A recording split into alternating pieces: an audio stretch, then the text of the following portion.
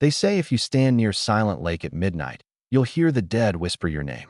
But when one woman returned home to find the truth, she discovered the whispers weren't just voices, they were invitations. Emma Carter drove through the winding roads of Montana, her heart heavy with memories she'd tried to forget. The mist rolled across Silent Lake like a living thing, whispering through the pines. The cabin stood where she left it, rotting, cold, and forgotten by time. Locals had warned her to stay away, to let the past rest. But she couldn't ignore the ache of not knowing what happened to her parents. As night fell, she unpacked her recorder and stared into the fog. The silence pressed against her ears until a faint voice broke through, soft, trembling, and heartbreakingly familiar. Emma. The name floated from the lake's edge. She froze, every hair on her arm rising. It wasn't imagination. It wasn't the wind. It was her mother's voice, echoing across the still water as if calling her home from beneath the surface of Silent Lake. The next night, Emma set up her camera by the frozen lake, determined to capture proof of what she'd heard. The air was bitter, sharp against her lungs, and the water shimmered under the thin moonlight. At 3:13 a.m., her equipment flickered, static filled the screen, then shadows moved beneath the ice. Her breath caught as shapes took form, drifting closer, faces pale and broken.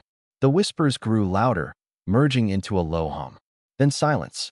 When dawn came, she noticed muddy footprints leading from the lake to her cabin door, stopping just outside. Sheriff Harlan arrived, his face grim as he studied the prints. "You shouldn't stay here," he warned quietly. "The lake doesn't forget." Emma tried to laugh it off, but deep down she felt it, the sense that something from the water had already found her.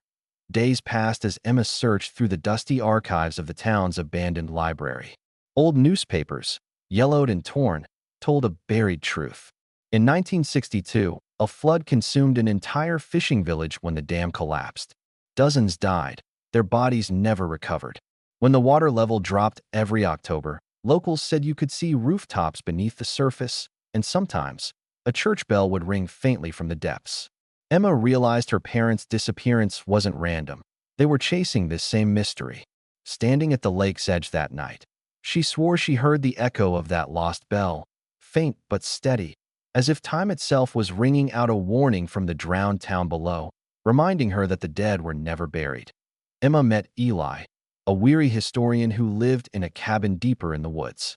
He recognized her last name immediately and spoke of his sister, lost to the flood decades ago.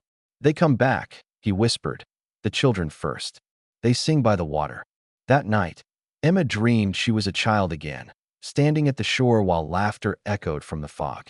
She saw herself, smaller, smiling, reaching into the lake. The reflection didn't mirror her. It moved differently, slower, almost alive. Then her younger self sank beneath the water, eyes open, lips still forming a smile. Emma woke gasping, her room cold as if she had been underwater. On the table, her recorder had switched on by itself, replaying a child's voice whispering, "Come and play with us." Eli led Emma through the woods to a place no map showed, a crumbled stone church half buried by mud and roots. Inside, an altar sat cracked, carved with ancient symbols. He explained how the land once belonged to a native tribe that warned against disturbing it. When the dam was built, graves were flooded, and the tribe cursed those who desecrated their resting place. The spirits of the drowned were trapped, bound to the water forever. Emma brushed her fingers over an inscription that read, "The living must listen or join the silence." The air grew colder as wind whistled through broken glass. For the first time, she felt the whispers inside her head, not just around her. Eli's lantern flickered, and the shadows seemed to move closer, drawn to the living breath of those who dared to remember. As the storm rolled over Montana, the lake awakened. The wind howled through the pines while rain lashed against Emma's cabin. The whispers were no longer faint. They screamed through the static of her recorder. Voices cried out, begging for release. And then she heard her mother's voice again, clearer than ever. "It's not too late." The water outside churned violently, waves slamming against the shore.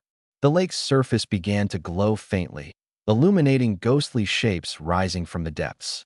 Emma stared in horror as figures emerged, pale and dripping, their eyes hollow but aware. They stood at the tree line, whispering in unison, "Come home." The storm grew louder, shaking the cabin as if the earth itself wanted her to listen. She realized the whispers weren't just calling her. They were warning her that something worse was coming. When morning came, the lake was calm again, but Eli was gone.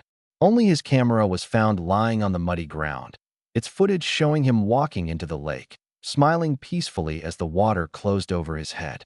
Emma watched the recording in disbelief. It wasn't possession, it was surrender. Eli had chosen to join them. The realization hit her. The curse needed those bound to the lake's past, and she was next in line. Searching her parents' old journals, she found torn pages revealing their plan to end the curse, but they never made it that far. Her hands shook as she traced their final words. "The lake will take back what belongs to it." Standing by the water's edge, Emma felt the pull beneath her feet.